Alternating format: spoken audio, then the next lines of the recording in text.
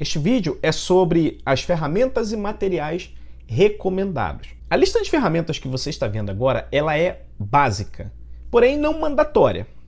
Entretanto, se você não providenciar este material que você está vendo, muito provavelmente em algum momento você sentirá a falta dele. Melhor é antecipar do que em cima da marca ou no momento mais crítico você precisar de um desses acessórios e você não tê-los em mãos. Então, já que você pretende adquirir uma impressora 3D, pense em adquirir também esse kit básico de ferramentas, né? Hoje em dia você compra um kit de ferramentas, praticamente todas essas aí que você está vendo na tela vem acompanhado. O alicate de corte é para cortar o filamento e não somente isso, você pode precisar para cortar fios, descascar fios, enfim. O alicate convencional, o ferro de solda. Será que eu vou ter que usar ferro de solda durante a impressão? Não é isso. Mas se você precisar fazer algum tipo de manutenção eletrônica na sua impressora, o que é comum, mas não se assuste porque em geral não é tão complicado assim, você precisará de ferro de solda. Aqui na figura eu só tenho o ferro de solda, porém, evidentemente, você também precisa da solda. O multímetro, muitas vezes, digamos que você queira medir uma tensão, ou ainda fazer um teste porque você está desconfiado do sensor de temperatura, se ele está funcionando adequadamente ou não. A espátula é básica. Você precisa da espátula em geral para remover o objeto da plataforma. Não quer dizer que toda impressora 3D você precisará de uma espátula, porque vai depender muito do formato da cama da sua impressora 3D. Dependendo da cama, a espátula pode ser necessária. Um kit de chaves de fenda. Na verdade, não somente de fenda, mas Phillips, canhão e todos os formatos em geral. Em geral, quando você adquire uma impressora 3D, especialmente os kits para montagem, boa parte dessas ferramentas que você está vendo na tela, elas acompanham o kit. Por exemplo, os alicates, as espátulas, as chaves Allen principalmente, enfim, esse tipo de ferramenta não é muito incomum. Peças para reposição. Eu recomendo que você tenha tubos PTFEs adicionais. Então, vai comprar a impressora? Já coloca no carrinho de compras também os tubos de PTFEs adicionais, porque em um determinado momento pode ser que durante uma manutenção você necessite de tubos PTFEs. Mesmo que a sua extrusora não seja uma extrusora Bowden, seja uma Direct Field Drive, pode ser que ela utilize um pedacinho de tubo PTFE dentro da extrusora. E daí, se aquele pedacinho estragar, naturalmente você precisará substituí-lo. Imagine que isto aconteça. E daí você não tem o tubo PTFE em mãos. E você tem que importar da China ou, sei lá, comprar de qualquer outro lugar e ter que aguardar o produto chegar para que finalmente você inicie os seus trabalhos ou retome os seus trabalhos. Então é uma perda de tempo muito grande. É importante você ter esse material em mãos para que isso não aconteça. E também as travinhas de engate rápido. Essas travinhas que você está vendo aqui, que são utilizadas para a fixação do tubo PTFE. Essas travinhas elas são mais comuns em extrusoras Bowden. Então, se a sua impressora possui uma extrusora Bowden, muito provavelmente você terá esse tipo de trava. Mas não pode ser qualquer trava, precisa ser uma trava compatível com a trava que veio na sua impressora. Então, para isso, tem o diâmetro aqui da rosca, enfim, você precisa verificar isso direitinho na sua impressora antes de você adquirir peças sobressalentes. Bicos. É importantíssimo você ter pelo menos uns 10 a 20 bicos reserva, para que você nunca fique na mão por causa de um bico. Bico, ele pode entupir a qualquer momento. Quando você menos espera, o bico entope. E nem sempre é possível desentupir. Particularmente, eu nunca desentupo um bico. Eu sempre substituo o bico e coloco outro. As razões para isso você verá no decorrer deste curso. Mas, enfim, compre bicos sobressalentes. Na hora de você adquirir a sua impressora, compre esse material porque isso fará falta e você me agradecerá se você tiver os bicos em mãos na hora que você precisar deles. Termistores, que na verdade é esse sensor que detecta a temperatura do bico.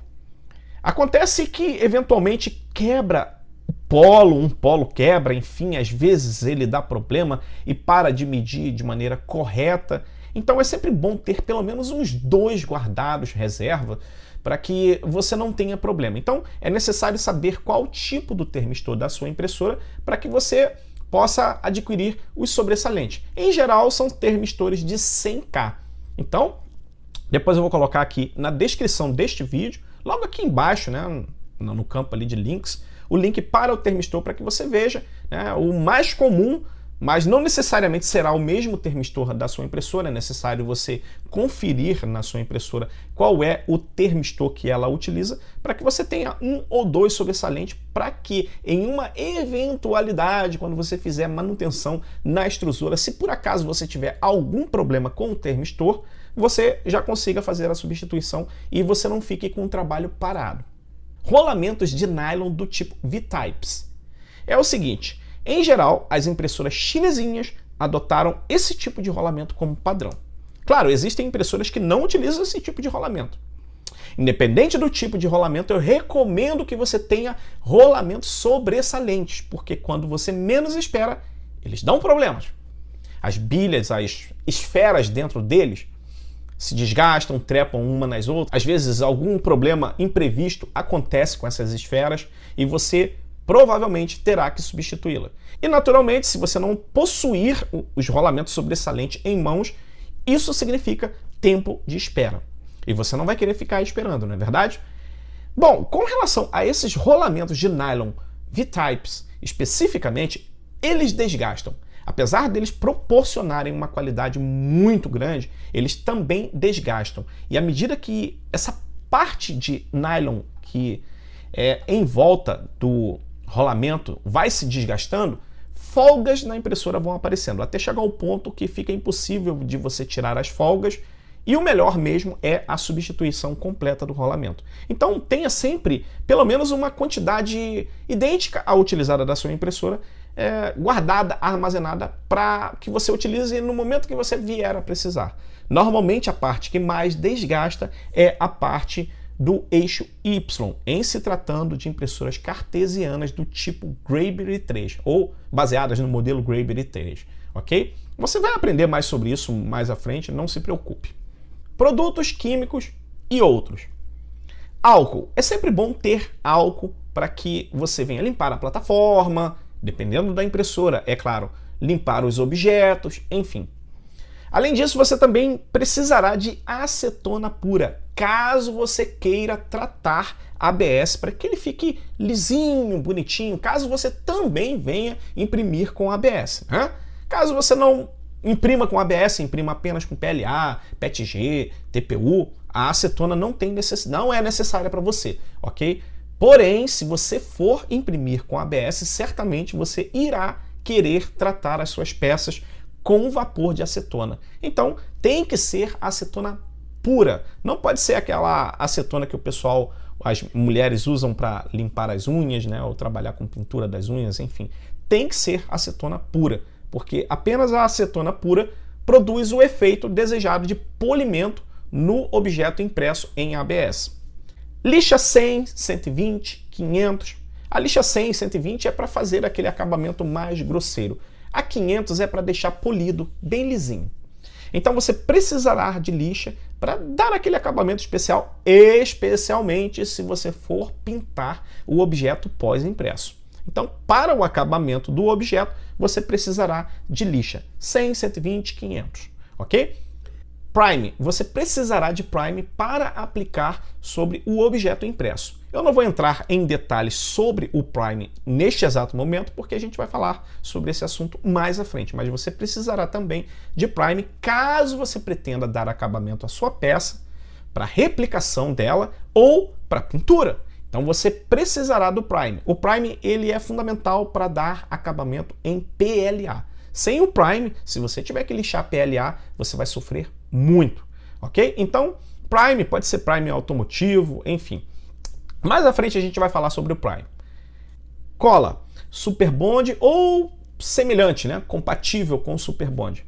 Há quem prepare até solução com pasta de ABS. O que é isso? Pega lá o resto do filamento, coloca dentro de um vasilhame, depois coloca acetona dentro e aquilo vai virar uma pasta, literalmente pastoso mesmo, né? Você vai pegar ali aquela pasta de ABS e vai usar para unir as partes que você precisar emendar.